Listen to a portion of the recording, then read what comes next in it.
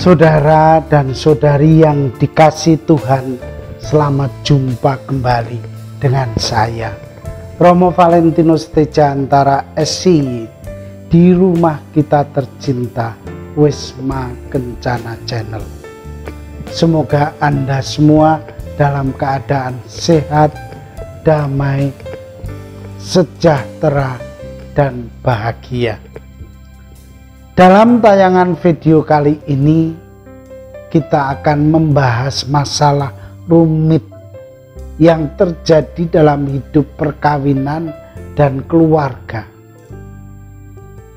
Sering saya berpikir, Tuhan itu menghendaki manusia yang menikah itu hidup bahagia dan sejahtera, tetapi kenyataannya yang terjadi, betapa banyak keluarga itu mengalami jauh dari apa yang Tuhan kehendaki. Mari kita lihat kasus yang terjadi dalam keluarga ini.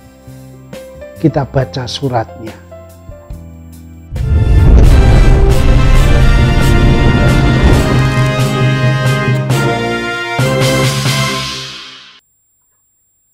Berkah dalam Romo. Langsung saja, Romo, saya ini dari keluarga yang berantakan. Istilah sekarang broken home. Bapak saya selingkuh dan akhirnya meninggalkan keluarga kami dan kawin lagi dengan perempuan yang tidak seiman. Bapak meninggalkan gereja. Saya hidup bersama dengan ibu saya. Dan saya sendiri mempunyai masalah yang cukup berat. Saya mempunyai cowok dan sudah berpacaran dengan dia selama 3 tahun. Maksud pacaran saya dengan cowok itu hanya untuk iseng saja, Romo. Dan cowok saya itu berbeda agama dengan saya. Sekarang ini saya bingung karena saya dipaksa nikah oleh orang tua cowok itu. Saya pasti tidak mau. Saya mempunyai alasan yang kuat. Pertama, saya masih sekolah.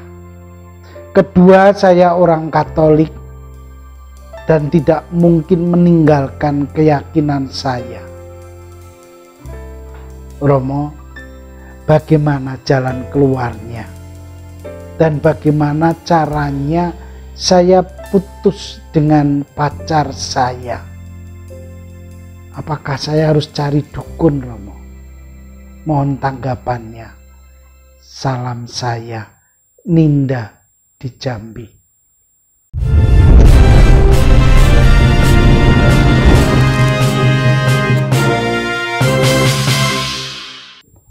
Saudara dan saudari yang dikasihi Tuhan, serta Ninda yang terkasih, sedih rasanya mendengar pengakuan jujurmu bahwa keluargamu berantakan karena kelakuan bapakmu. Telah begitu banyak anak-anak menjadi korban egoisme orang tua. Mereka tidak memikirkan akibat dari tindakannya itu terhadap anak-anaknya. Mereka hanya memikirkan dirinya sendiri. Maka orang pintar ahli keluarga yang mengatakan bahwa pembunuh karakter anak di zaman modern ini adalah perceraian perkawinan orang tuanya. Anda adalah korban dari banyak orang tua yang tidak bertanggung jawab. Mereka berjanji di hadapan Tuhan dan gereja, serta disaksikan oleh umat beriman untuk setia dan saling mencintai seumur hidup. Tetapi mereka ingkar janji dari janji suci yang diucapkan itu. Mereka tidak bertahan, mereka tidak setia dikala harus menghadapi situasi dan waktu penuh suka duka, untung malang dan sehat serta sakit. Sebagai anak, Anda tidak bisa berbuat apa-apa. Anda tidak mungkin bisa mengatasi masalah ini. Semua itu adalah masalah orang tua yang harus diselesaikan oleh mereka berdua. Tetapi sekarang, betapa banyak orang tua yang tidak mampu mengatasi masalah mereka berdua itu. Lebih banyak yang melarikan diri dari masalah dan tidak memikirkan akibat lebih lanjut bagi anggota keluarganya, terutama anak-anaknya. Banyaklah berdoa untuk mereka dan yakinlah akan kekuatan doa itu. Menjawab pertanyaan Anda mengenai hubunganmu dengan cowokmu, sebenarnya Anda sudah mempunyai jawabannya. Dan saya sangat mendukung keputusan itu. Putus dengan dia. Dan menolak untuk dipaksa menikah oleh orang tuanya. Masalahnya adalah bagaimana cara memutuskan hubunganmu dengan pacarmu itu. Romo merasa bahwa memang tidak mudah melakukan begitu saja. Masa pacaran 3 tahun bukanlah masa yang pendek. Walaupun pada awalnya hanyalah iseng-iseng saja. Dan kemauan orang tua si cowok untuk memaksa Anda menikah bukanlah tanpa alasan. Pacaran yang sudah sekian lama bagi keluarga itu sudah cukup sebagai dasar untuk membangun hidup berkeluarga. Mereka pasti juga tidak menginginkan terjadi sesuatu yang tidak dikehendaki dalam relasi Anda dengan cowok itu.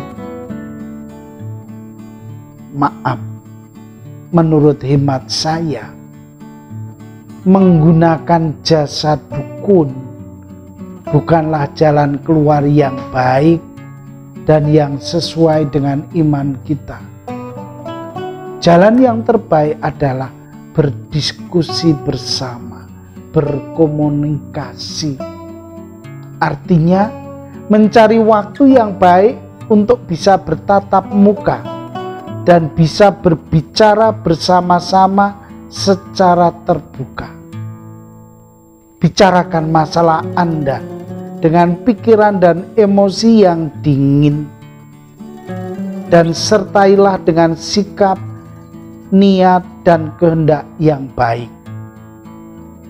Bicarakan niat Anda untuk memutuskan hubungan Anda dengan dia, dan ketidaksetujuan Anda dipaksa nikah secara dewasa. Sampaikanlah alasan-alasan Anda dengan jujur dan benar kepada cowok Anda itu. Karena yang menjalani adalah Anda berdua. Maka akan lebih bijaksana bila Anda berdua yang mengambil keputusan. Sekalipun hal itu berat, Anda harus lakukan. Kendalikan emosi dan siapkan mental Anda. Mungkin pertemuan ini akan diwarnai pertengkaran ataupun air mata. Tetapi menurut saya, bagaimanapun juga cara ini adalah yang paling baik dan adil. Inilah penyelesaian secara dewasa. Semua yang namanya relasi atau hubungan harus diatasi berdua. Tanggung jawab berdua. Jika harus diputuskan atau nyambungnya ya dijalani berdua. Tidak bisa hanya dilakukan oleh satu pihak. Akan mengakibatkan sakit hati yang mendalam bagi yang lain. Saya mengatakan putus hubungan cinta itu bukan berarti putus hubungan persahabatan. Tetaplah menjalin hubungan sebagai teman biasa. Hindarilah untuk memutuskan hubungan itu secara total. Apalagi malah saling membenci. Sampaikan rasa terima kasih Anda kepadanya. Walau rasanya sedikit terdengar basa-basi. Sebaiknya Anda perlu menyampaikan terima kasih untuk hubungan yang telah Anda jalin bersama selama ini. Akhirnya, banyaklah berdoa. Mintalah kekuatan ekstra dari Allah sendiri. Yakinlah bahwa Tuhan selalu mempunyai rencananya. Rencana itu adalah rancangan kedamaian dan kebahagiaan yang akan datang pada waktunya yang tepat. Berilah dan fokuskanlah prioritasmu pada hidupmu ini. Belajar adalah hal yang utama yang akan mampu mengubah jalan hidupmu selanjutnya. Kesatuan doa dan berkat kusatukan untuk perjuanganmu.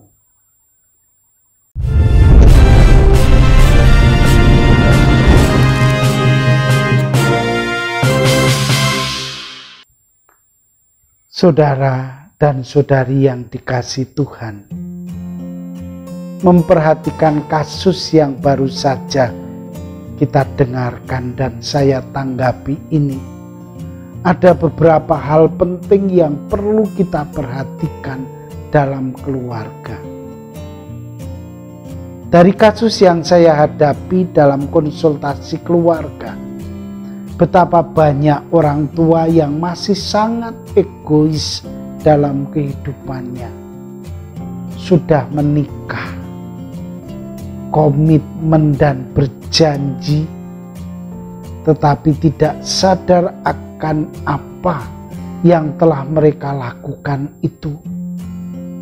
Banyak kasus bersumber pada egoisme pribadi, membuat keluarga, istri dan anak-anaknya menjadi korban dari perbuatan salahnya. Apakah mereka tidak sadar bahwa ketika mereka mengambil keputusan untuk menikah, resiko dan tanggung jawab sebagai kepala keluarga itu dengan konsekuensi perkawinannya membuat hidup sudah terikat. Segala kebebasannya sebagai pribadi dan orang muda harus sudah dikorbankan. Kita ambil contoh kasus perceraian orang tua ini. Perceraian dipastikan menimbulkan trauma yang mendalam bagi anak-anak, terutama jika usianya sudah cukup matang untuk mengamati situasi yang terjadi pada orang tuanya.